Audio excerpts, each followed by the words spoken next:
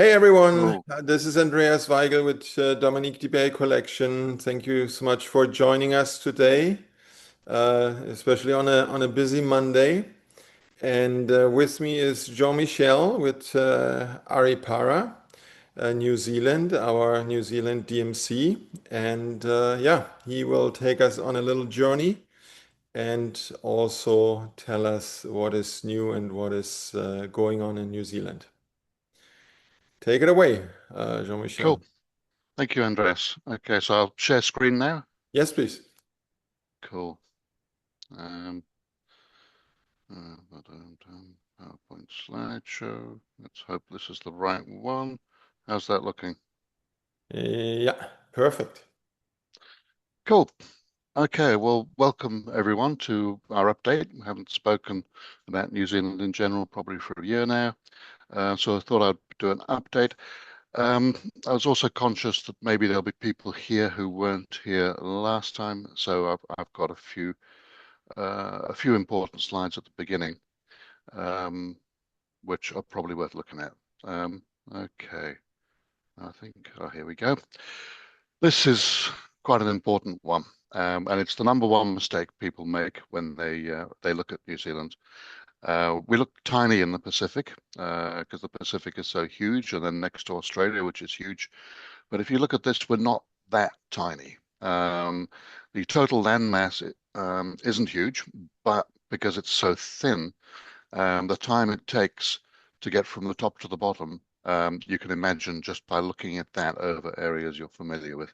It takes time. So people come to us and say, I'm coming to New Zealand, bucket list trip, only ever going to come once. I've got 10 days and I want to see everything. We roll our eyes. It's just not possible. If you've got a couple of months, we can at least have a good bash. Most backpackers spend 6 months to a couple of years, but 10 days. So we've got to first step with clients is to educate them as to the size of the country. Hey, with this presentation, I'm going to try and bash through a bit quickly to leave lots of time at the end for questions. So while you've got me here, write down some questions and hit me at the end with those. Okay. In general, North Island, beaches, rainforest, geothermal, Maori culture, and South Island, mountains, fjords, remote activities. Some people on the internet say only go to the South Island. My advice for 25 years has been do both, and I don't think I've ever had anyone disagree with me having done their trip. Um, Lots and lots of distinct geographic areas. So what we do is we focus on the client, understand what the client wants. If the client wants beaches, it's north. If the client wants Maori, it's north. If the client wants to hike up in the mountains, it's south. There are some nice different hikes in the north, but the best hiking is in the south, without a doubt. So the client interests will define where they go, not what they read on the internet or got off Chat GPT or whatever. Okay. Um, for those who don't know, several different levels of accommodation. The way New Zealand has been traditionally marketed by a number of DMCs, people think that we've only got luxury lodges, which are expensive. We do have luxury lodges. They are expensive, but that's not all that we've got. So what you see here, 4 to 20 rooms, expensive, 5-star plus. Our recommendation tends to be, yeah, stay in one, maybe two to see what they're like, the ones that are performing well. But there's a lot of other choice which can help balance your budget at less expensive levels. This level here, entry level 5-star, at the US Grand Night, I think it's much more ethical, but that's my personal opinion. Some people have enough money that they can stay at top lodges the whole time and still not make a dent in their wallet. That's totally fine. But I think this is better pricing, and often these are locally owned and operated. So in the top lodges on the previous page, you will be getting your coffee spilled on you by a trained backpacker. In this level, you'll have your coffee maybe not made quite as well, but by the owner of the lodge and who is of the same socioeconomic level as the client. So it's a valid option. And where the lodges are a bit boutiquey, they might fit a particular client requirement. This one here over on the left, Split Apple Retreat, is actually, in my opinion, the number one spa treatment lodge in the country. It's only got 3 bedrooms. But for people who are really into um, uh, high-end, what we call, uh, I don't want to get into too much spiritual detail, but it's called Kundalini Awakened. Once a massage therapist aligns through yoga and whatever with their inner power, they are Kundalini awakened. And that's what translates to energy in the hands, which is what translates into a very nice massage. And so the therapists at that place are all Kundalini awakened. Okay, got out of that without talking too long. So another level, 4 star. Um, Again, we don't work with boring hotels, or we don't like to work with boring hotels unless someone really twists our arm. There's really good 4 star places in New Zealand. You can see the quality of them here. They are funky. We had a US billionaire client last year, and his style was self-drive, 4 star. But then he booked private helicopters and private boats to go and find look at specific stuff. So yeah, we don't have any judgment. We work with clients, we understand clients, and then we adapt to them. A very important point to make at this stage is we've been going over 25 years now, and we have never ever repeated an itinerary. We listen to clients and we design around those clients. Um, so these, for the right sort of client at whatever level, work really well. A pretty interesting price point, which then liberates more cash to throw into something that they consider more important. Um, Another level, which is pretty uncategorizable, I call it villas and quirky. This one here we used quite a lot over the last 2 years. Architectural Digest, 2.5 bedroom villa, and very good price point, and you felt you felt pretty privileged staying there. Unfortunately, like a lot of cases with accommodation, the owners are amateurs and they're interfering, and this we're kind of getting close to discontinuing this particular one. But then over here, you got a lovely farming couple, and this is a normal morning at their farm. And they built this place you can see with a canvas roof. It feels really funky inside, and you're hosted by the lovely farming couple, young family, who lives basically on the site. They're down, not quite there. They're actually behind the property that way, but they're something like that. And really funky and different. Okay. Um, Transport, for those who don't know, in New Zealand, most of our clients will have transfers. Some of our clients want to self-drive. Some of our clients want a private guide the whole way. And some of our clients want to go helicopter the whole way. We've done all those. Personally, I used to guide. I used to be a private guide, and I did 10 years of private guiding, and I did the whole country twice by helicopter with clients. Quite challenging because you're dodging weather the whole time, but possible. Um, One way we really recommend traveling around the world, you come across horrific motorways and awful city traffic, and it's all not nice. And a lot of us, especially people my sort of age, remember the road trip. Road trips are beautiful. Pardon me. And New Zealand is a phenomenal road trip destination. This photo here of a car on the road, that's normal. That is normal here. It's not a marketing shot. Um, yeah, if I go from here to the closest town and I see 5 cars, I think, oh, it's getting a bit busy. Too many people are moving into the area. It's normal. We can find you traffic startups if you want in the major cities, but we don't recommend clients to drive in the major cities. So yeah, we've had clients drive classics, luxury cars, motorcycles. We've done off-road motorcycle trips through the Southern Alps. So for people who enjoy driving, um, it is a very good place to drive. But having said that, yep, transfers for those who don't want to drive but don't have the budget for a private guide for people who want to spend the money on a private guide. Um, our style really, having been a private guide, our style is not to use them.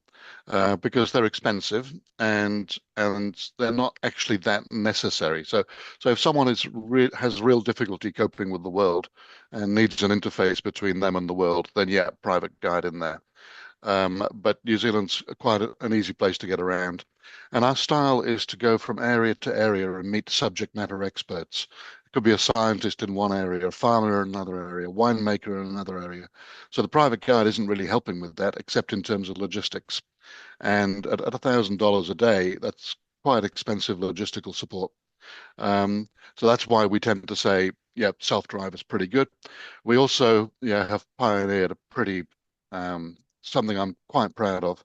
Our concierge service. We have three full-time managerial level um, uh, concierges. And our clients, each client has a WhatsApp chat room while they're traveling, which means they can be in that car in the middle of nowhere and wondering where to have a coffee at that town in the distance, and we can get back to them and help them. So, do they really need a private guide? Some people, yes. Some people, not necessarily. But at least you know the option is there. Mhm. Okay, this is the main thing we're actually known for is our world-class activities. It's my passion, and it's what, yeah, I'm a former corporate strategist. And when we started this company 25 years ago, I understood that booking accommodation didn't give you much of a competitive advantage, and that we needed to go further. My background was as the son of a diplomat in North Africa and the Middle East. And so for me, real experiences with real people was very important. So we are known especially for our Maori experiences. Pretty much everybody out there will book a show. We refuse to book shows. We've had we've been working with these guys. This is a photo from 20 years ago. We're still working with the same guys. And with them, we do a Maori welcome at a sacred site, full of energy, at a 2,000-year-old tree, at a place in a wild forest where Maori warriors go and bless their weapons when they get a new weapon. So we're talking real stuff here, not shows. Um, so going through the list over here, most people come to New Zealand for landscapes. So depending upon their fitness levels and interest, we work out how to enjoy those landscapes. For some people, it may be hiking. We know the hikes. Also, you go on the internet and you see these ultimate hikes, great hikes. And I've got a saying, great hikes, great marketing, great crowds. That we tend not to use those particular ones. There's plenty of other places to hike in New Zealand. We tend to use private land with private guides. One guide we're working with at the moment, and we've been working with for a very long time, is a lady called Lydia Brady. She was the first lady to climb Everest with no oxygen. And every spare moment she has, she's in these mountains. And she specializes in taking people where they cannot normally go, and she knows the places, and she's got qualifications, ridiculous amount of qualifications. And our back country is very, very regulated, and she's got concessions. That thick concessions, which are places that she's allowed to go. Um, so that's the sort of person that would take you hiking. Wonderful thing about Lydia, you spend a whole day with her. She never talks about herself. She's not interested. She's only interested in you and showing you what's around. If you ask her a question, yes, she can talk over us. She's been up multiple times now and she's guided people up there and so on. But we're lucky to have her. She's one example. Um, Wine and food. The first non-Frenchman to win the prize for best Pinot Noir in the world was a New Zealander. He's a personal friend. He got married here at my property. I mean, we're talking real. It's not marketing uh, fluff, let's call it politely. And when my daughter got married here, Grant was the celebrant. So again, we get people really deep into wine, really deep into food. We know a lovely gathering chef who will go out with clients and gather mussels and oysters and work with them at cooking it. Maori, we've done everything from the normal welcome to spiritual healing to modern business meetings to hunting to fishing to eel trapping to cooking and so on. Soft adventure, rafting, jet boats, climbing, sailing, fishing, yep, and all at the same level. I think you get the idea now. Rafting, not a standard thing where you stand in a queue and jump in with a bunch of other people, although you can do that if you want. But we tend to do it on your own with an exceptional guide in a place where there's no one else, because we can, and because that's what a lot of people enjoy. Jet boats, we don't do the stand-in queue stuff that everyone does in New Zealand again. We looked at jet boats. We understood what they were. They were invented in New Zealand. They were invented for access to the backcountry. They were invented to access cows, to access fishing, to access hunting, to access hiking. And how do family use them? They use them to go up and down a river and have a picnic, drink too much wine. So what do we do with our clients? We jump them into a private jet boat. We go up a river where there's only two official jet boats allowed. They have a bit of fun, and then they tie up by the bank on private farm, and they have a picnic and drink too much wine, which is real New Zealand. So that's what we do, real New Zealand. Hard adventure, yeah, we can. We've recreated Ironman things. We do the extreme hikes. Spearfishing, we work with two world-class spearfishermen here. These guys spearfish marlin. We wouldn't ever do that with a client because it would kill them because you've got to hold your breath for a long time as the marlin take you deep underwater. But yep, hard adventure, we've done it. Helicopter touring, we've done it. Wellness, spirituality, I won't go on at length. There's an older webinar about that. I'm actually a healer myself. I've developed as one over the last 11 years. So anyone interested, we can talk about that. Accessible travel. We took a lovely lady in a wheelchair around the country in order to understand the real issues. We have a good understanding of the real issues. If you have clients who have difficulty, then yep, we can help them. And custom creations. Okay, moving on. I promise to be quick, and I'm not being quick. How we work. Um, Basically, what we look for from you is a client profile. Then we have the ability to have three-way sessions if you want, or we can brief you behind the scenes. So if you want to present us as your expert in New Zealand and say we'll get on the phone, and my job is to set the hook. But basically, I try and find people's interests. I give them options, and one of those they'll say yes, we want that. So it sets the hook, drops the client in your lap, and then we can work on it. We go through whatever drafts we need. Accommodation, it's really important to secure that accommodation quickly. There is a finite amount of accommodation in New Zealand, and to get the work in, to get the client in, to stop them going off and coming back with random chat GPT questions, we've got to get that accommodation set. Then we go through the normal blah, blah, blah. 10% commission to you guys. Some of our agents work with us and they say, look, deal with the client direct, invoice the client direct, and send our commission to us afterwards behind the scenes. Itemized transparent costings. This is what you get with numbers and so on. So we can work on an itinerary. You can think of a client, the budget's slightly over. You've got the line items. We can look at individual items and say, how do we drop this to a certain budget? We work together on the same side of the table, sleeves rolled up. We're hiding nothing. And there is a management fee in that of 8.5% because this takes time. Time takes money. We would not be able to provide this level of service without a decent income. And basically, commissions in New Zealand are 20%, and we could not run this on 10%. The other 10% goes to you guys. So that's the 8.5 there. Most people in New Zealand have that uplift because we've been in competitive quote situations with some people who don't admit to it, and we've ended up cheaper than them. So the fact is, we're all dealing with the same economics. Everyone has that uplift. We are honest about it. Okay. In-country team, what I was talking about before. Um, Lots of lovely client feedback where probably the number one thing that people feedback about, well, the top three things that people feedback about are one, their time with Maori, which is warm and rich and real. Two, how good our concierge team is because they feel really well looked after and valued and helped through their trip. And three would be the helicopter views because the views are just outrageous. Okay. Um,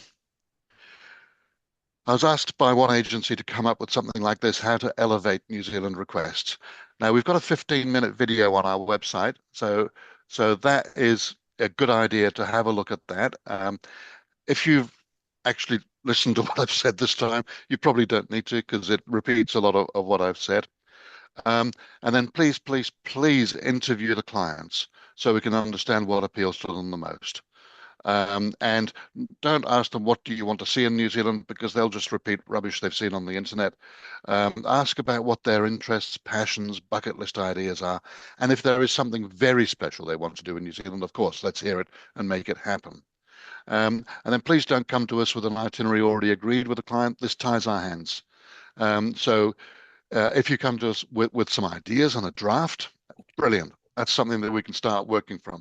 But if you say, I want this, we look at it and we think, well, that doesn't work, and that doesn't work, and that doesn't work. And what can we do? Because we're looking after your relationship with the client there, and to turn around and say, actually, this lodge is rubbish, doesn't make you look that good. So please don't, and talk to us first. Um, oh, yeah, this is good. That's what I've already said. What clients mainly talk about. Um, so if you look at what clients talk about, um, they talk about what they're doing rather than where they'll be staying. So where they're staying is, of course, important, and it can limit whether clients come to the country or not if they can't get where they want to stay. And some clients are heavily accommodation focused, so it's important to get it right for them. Um, but when they feedback, it's about what they're doing. So this is what we want to focus on when we understand the client. Okay, they want to stay at this lodge until they've seen the price. But what do they actually want to do when they're in the country? What do they enjoy doing as people? What are they? Are they picnickers? Are they swanky diners, and et cetera, et cetera? Um, and also, if we can get an idea of budget, that's really quite important because people hear about the luxury lodges and they say, "Oh, I want to come to New Zealand and I want to do all your luxury lodges." And then we go off, and it takes time to come through with a draft. We come through with a draft and so on, and they look at it and go, "What? That's outrageous. I can't pay that." Well, okay, why didn't you give us a budget to begin with, please? So yeah, even a daily accommodation budget, please, that really helps us. And then down the bottom, understanding the expense priorities. Are they experience heavy, like our self-drive billionaire, or are they service heavy and want white glove top lodges the whole time, or accommodation heavy, where they want to stay at lodges and go to beaches like that one in front of us. Okay, adding depth and differentiation. So one thing we've all been looking at this, where the way travel's going with ChatGPT and AI and so on. So what I think, and again, we're full of opinions, lots of opinions about lodges, what people should do in New Zealand, whatever. This is just our opinion again. Tourism is becoming more and more basic and quite mechanical, in terms of what clients are getting, especially if they're being advised by electronics rather than people. Hooker Lodge, for those who aren't aware, are probably the oldest, best lodge in New Zealand. They told us we're the only New Zealand DMC working with them who create and manage our own experiences. The others leave clients to book the lodge activities. So when you've got a client talking to you, and that client can get exactly the same by going direct to the lodge as talking to you, that's not a great competitive advantage. But if you're working with us and we're talking to the client and they get really fixated on a particular day that only we can do, then you've got them. And they're not going to go behind your backs and book the lodge direct.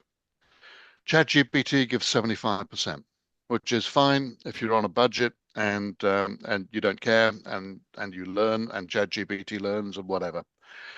Between us, you and us, with proper client interviewing, we provide 100%.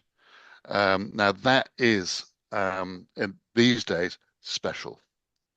Um, so we invest, but part of the reason we invest quite heavily in what we do here. We invest in knowing the country. Each member of our staff gets, I think it's $2,000 or $3,000 a year to get around and stay fresh, go and see places that are out of date on and so on. We invest time in knowing the client by talking with you guys or by talking with you guys and the clients together. And we invest time through our concierge team in managing the client. That gives us full service. And that is the answer to ChatGPT. It's full service. It's knowledgeable service. Okay. Reach out anytime. Questions, like I'm trying to leave time for questions today. Hopefully we have got some. Um, we are here to support you. We don't, some DMCs have a limit, like they don't deal with clients under a certain amount. Uh, we look for people on the same wavelength as us, and then we try and support them throughout whatever their clients are. Our strength is 654 star, so if you have a 3-star one, we'll try hard, but quite frankly, we're not very good at it because that's not our specialism. So we might point you at other things, we might give you informal advice and so on, but we try hard to support you across all your clients. Happy to create something for you. We've done it for other people. I mentioned the Iron Man. We recreated an Iron Man thing for one client. And we will support any familial requests to New Zealand that we can by negotiating good rates for or FOC. For FOC free of charge is more difficult these days. People are asking to see credentials. They're asking to understand how many clients a particular agent that we're asking for has booked through us. And we have a reputation. We tell them the truth.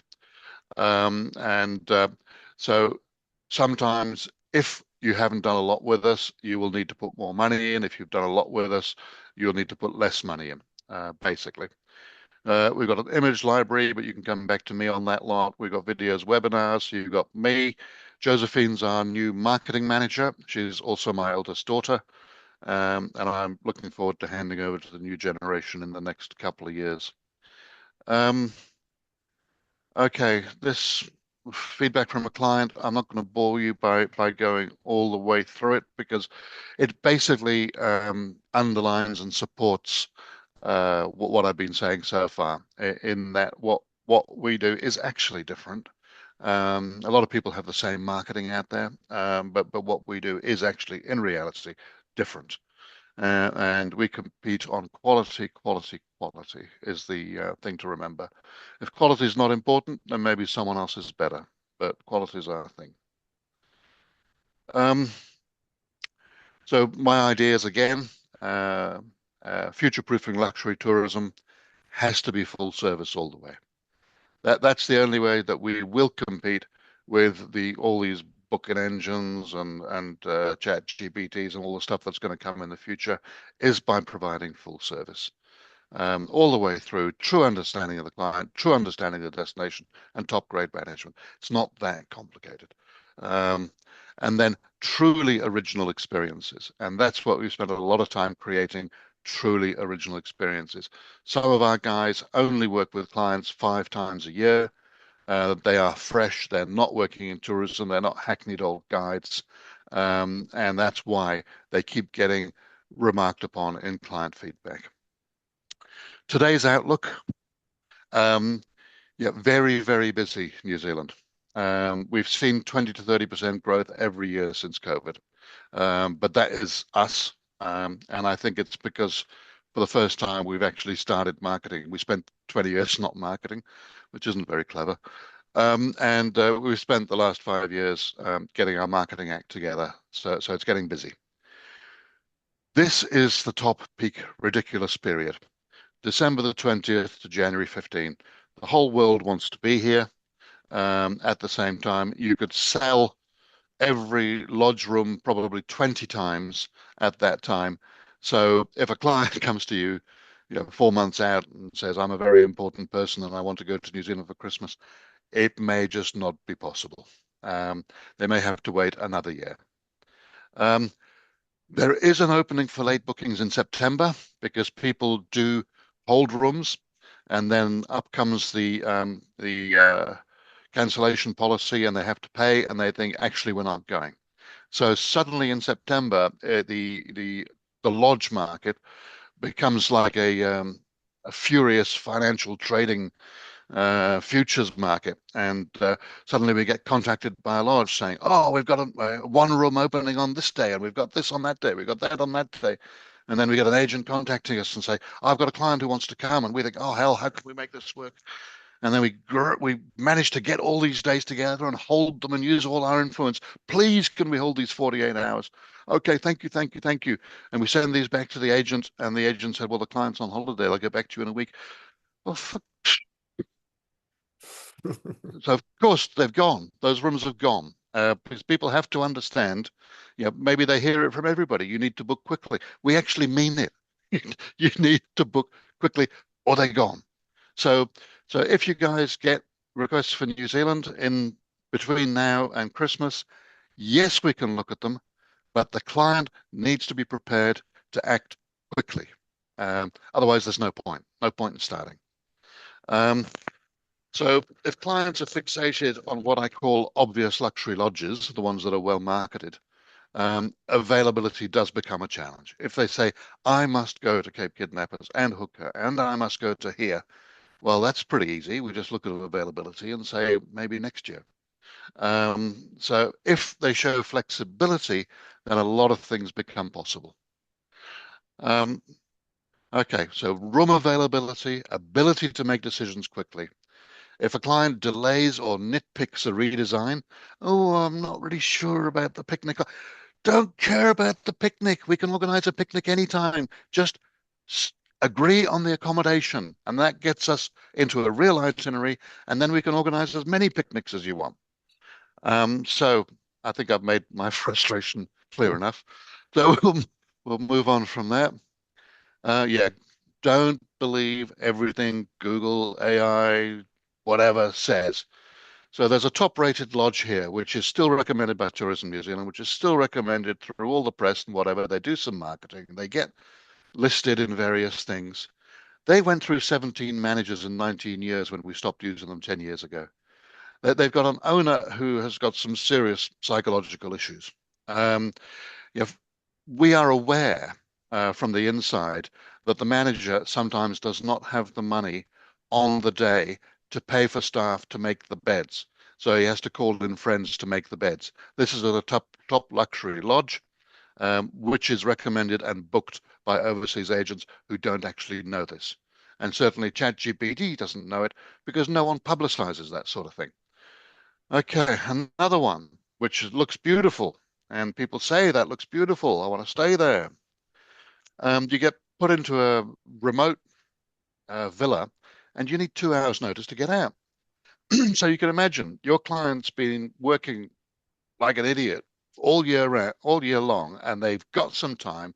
They want to come somewhere really special, and they're told, no, you've got to stay in your place for another 2 hours before we can come and get you. That's not acceptable for us. Um, so that again will not be on ChatGPT. Another one is probably, I've got to be careful not to mention names. It's probably one of the finest looking lodges from the outside in New Zealand, and is pasted all over publications everywhere. When clients go inside, the rooms are weird triangles. It's the opposite of feng shui. These guys have given their architect too much leeway, and he's done it to others of their properties. It is not comfortable inside. And how do we know this? Because our clients tell us. We tell them before they go, it's a bit strange inside, and they go, I really want to go because it looks nice. Okay. And they come back and they say, it was strange inside. Well, what a surprise. So the point that I'm making here is the role of the expert, that's you guys and us, is totally safe, so long as we are dealing with reality and not what I call marketing bullshit. Okay, questions. That's me done. I'm going to stop share. All right, And here we let's are. see. So Celine is asking, how do resort taxes work and when are they payable? I'm not aware of what a resort tax is. Okay. Let's, Celine, if you can maybe uh, rewrite the question a little. I'm going to move Yeah, on. Another yeah. question. Once you are there, what nearby excursions are offered? Okay, Is it all year round? yep. Okay, I can see the questions in front of me. Um, okay, the answer is no, you don't do that. Once you are there, the things that are worthwhile doing are already booked. And so if it's something that you want to do, you need to book it in advance because availability is tight. What we tend to recommend is at least 3 days in a location. Um, First day, getting there, enjoying the place, having nice dinner. Second day, a key activity, a custom one that we organize, which is really special, which relates to what the client wants to do, and then maybe leave the third day free. And the third day free with what is offered at a particular lodge depends on the lodge. Um, so there are some lodges that organize activities on their own land, like Flock Hill, and those guys are good. And we would say, yeah, it's worth going on their farm tour. Yep, it's worth going on a hike with them. There are other lodges, like Hooker Lodge, which was originally a fishing lodge and was famous as a fishing lodge. Would we use their fishing guides? No, they're not very good. We know who they use. We've got better fishing guides than what is supposed to be the top fishing lodge in the country. So it really depends upon where and what the client likes. Yeah. Um, Railway works from city centre. Don't touch the railways in New Zealand, is my opinion. At best, they are four-star. It's like British Rail, but in the 1980s. They have underinvested in rolling stock. They've recently invested a bit um, uh, in the Trans Alpine rolling stock, and people kept telling me, "Oh, John Michelle, you've got to open your mind, get on it, and see what you think." I hated it. I couldn't wait to get off. I'm an ex-smoker. If there had been cigarettes there, I would have grabbed them and smoked the whole lot on the train journey. For me personally, it was horrible. But some people like trains, but I don't see the quality. Cars and camper vans. Camper vans are another New Zealand myth. You go to the UK Underground and you see these beautiful images of this happy, smiling, healthy couple with no financial worries beside their camper van in a place where there's no one else. That is actually a myth. Um, Camper vans have essential services they need. They need to hook up to electricity. They need to hook up to sewage. Therefore, they need to go to campgrounds. When you go to a campground, what actually happens? The New Zealanders have booked a year in advance. They've got all the best places. So our clients or the foreigners are in a foreign ghetto at the back of the campground where they have a nice time. But is that really why they're in New Zealand? So we can make those marketing images come through by hiring private properties. Um, but that's why. Why? Because it's also the camper vans in New Zealand are quite expensive and small. Um, and it's cheaper to rent your own luxury four-wheel drive and stay in 4+ star places where you're hosted by locals and they're special. It's cheaper to do that than to rent a camper van. Also, camper vans have minimum hire periods, which in my view are excessive. So I think they're well overpriced. People are taking advantage of a captive market, and they have excessive minimum hire periods. Are shows easy to reserve? Shows. You've probably been Maori shows. If you mean Maori shows, my recommendation is no. No, don't go to a Maori show because they are basic. Spend time with real Maori in a non-structured way without being surrounded by 200 other people. So we don't recommend them. But if a client absolutely wants to go to a hokey show instead of do something real, yeah, okay. But we cringe, and I don't think it's quality. Sheep farms, yep, yeah, sheep farms everywhere. Now, if you're going to do sheep farms the normal way, that means jumping onto the Ernslaw in Queenstown and going across with a bunch of Chinese and watching a sheep being sheared, which is another show, which, as you gathered, we're not into. We know big sheep station owners. We know the owners of 100,000-acre sheep stations. That's where we take people. There's a beautiful one, 100,000 acres, just the other side of Arthur's Pass in Canterbury, and it's run by the two owners, three farm workers, and about 8 dogs. Running 100,000 acres. It's incredible. The views are incredible. And what we do is people stay with the owners and they understand the reality of sheep farming in New Zealand, not a show.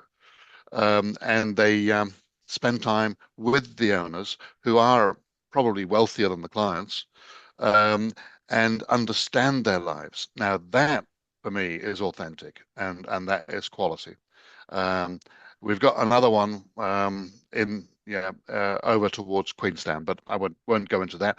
If anyone's got wants to go into those in more detail, we can. So again, we have this flinch about anything show-like or or marketed like these ultimate hikes, which are very rigid, and we prefer showing real New Zealand with real New Zealand people. Minimum spend per client per day. Realistically, if we look at that 4+ star level, and we accumulate the costs of a of the accommodation, of a rental car, and of an activity, we're probably coming to about 1,000 US per couple per day. So below that, we're not as useful as other options because there's other people who specialize in that below us. It's not because we're arrogant or anything. We just don't actually know. Um, and that basically would get you. The way that I like to do it is you get the accommodation in at about 600 US a day. You get your rental car in at about 150 to 200 US a day, and then you've got that 200 left over for activities. And the way I bring the price right down is day one might be a beautiful self-driving day where we have a planned route and whatever, so that costs nothing. Day two, maybe a hike, self-guided, and again, that would come at zero cost. And then you take your accumulated $600 and you dump it on day three, and do something special like a short helicopter trip. So that's how we manage to get good quality at that price. Maori shows. Oh yeah, yeah. Well, for us, we don't touch Maori shows because I think they are. Well, we don't touch shows. We touch reality. The hotel tax. They're still talking about taxes, and hotel taxes in New Zealand. I'm a supporter. I think tourists should pay more, and more needs to go into the infrastructure.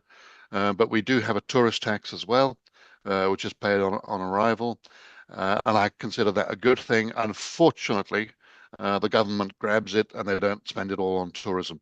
So we're actually fighting through our industry groups here to make sure that that tourism tax is ring-fenced and delivered back to tourism. That's what they need to do. Um, uh, in where I've traveled internationally as well, and I think yeah, we've given things for free here for a long time to everybody. There needs to start being a user pays so that we can reinvest back into those places so they don't get overrun, is my personal belief. North Island for beaches. Oh, yeah, the weather is definitely warm enough to swim in the sea. Um, it's not bathtub warm like the tropics. And so it's a bit fresh if you're going to spend an extended time in the water. So maybe a light wetsuit. Do I use a light wetsuit? Nah, it's lovely and warm. Um, the thing about weather in this country, because we're surrounded by so much sea, is that it changes quickly and there's a really nice sea breeze. Um, and uh, and so you can be out there and be really, really, really hot. And but sorry, I've got myself all muddled up. You can be really hot and it might only be 25 degrees C. Sorry, I don't know the Fahrenheit. Despite trying for years, it just hasn't landed in my head. So 25 degrees centigrade can still feel really hot in New Zealand because the sun is really quite powerful, and it can be hot enough. If we're at 30, then you start feeling it's a bit too hot here, and we do get to 30. We get to 40 sometimes in New Zealand. So the beaches are absolutely they are paradise. Yeah, you can be on a beach 400 meters long and be the only person on it, and that's normal. That's regular. So if people are water related, hell yeah. Uh, I've been on boats. I was on a fishing boat with a friend just off Auckland, literally, yeah, probably a kilometer off, on a nearby island. It was misty. We were fishing away, and this mother orca with the calf came up right beside us, probably 6 feet away from the boat. That's the reality of water in New Zealand. He dived over the side and came up with some scallops, fresh scallops, which we ate raw on the boat, fresh straight out of the water. Wow. If you haven't done that, that's really worth trying. So, in terms of beach experiences, I would put us up there with the very best in the world, with a proviso that for those people who only swim in lukewarm bathtubs, they'll find it a bit fresh. Okay. Next one, French speaking guide is available. Oui, bien sûr. There are quite a number of different language guides in New Zealand. Um, Quite a number, but again, well worth booking early if it's important. We've got a couple of French speaking ones we know well. I speak French myself. I used to be a guide, but I'm no longer competent because I can't focus on all the details as much as well as I used to, so I don't guide anymore. Um, but yep, French speaking guides are available. Any more questions? Well, I do have one. So Yep. what's the time frame? Like, when should people think about it, start planning? When should they reach out in order to have like all possible hotels available to them? It depends on the time of year. So if you're looking at between, let's say, mid-December to end of March, Hmm. then I would say try and be a year in advance. Hmm. Um, but it's quite possible that you could turn up 6 months in advance and still have the choice of everything that you want. So, Okay. so it's very difficult to say. But if you want an absolutely clean sheet, then I'm safe saying a year in advance. Okay. Um, like we get through a season and we come out the other end and think, wow, that was quite something. And then we get inquiries for the next season, and we find that places are already half booked Oh, wow. Okay. in March. Yeah, yeah. So you need to be quick. But if someone was to come to me now for say October, I would expect to be able to give them all their options in October because it's not such a heavily popular month. Okay. Yeah. All right. Perfect. Well, so no more questions, and but it was very, very interesting and very comprehensive. Thank you for that, Jean-Michel. And yeah, I think we leave it at that. It's already almost 50 minutes, so we took our time, but it was worth it. And yeah, thank you so much, Jean-Michel, for getting up early for us. Hmm. And we wish you a great Tuesday, right? Is it for you Yep. or okay? Yep. Already Tuesday. So, Yep. It dawn's rising just up there. It's looking nice. all right, so get a coffee and Mhm. enjoy the view. Yeah. And yeah, thank Yep. you so much, and everyone else. Have a great rest of the day, rest of the Monday. No, Yep. thank you. And thank you everybody for spending time here with me. And if you have any questions, just reach out to me. I'm available. Perfect. And thank you very much, Andreas. My pleasure. Thank you. Bye Bye. bye. Bye.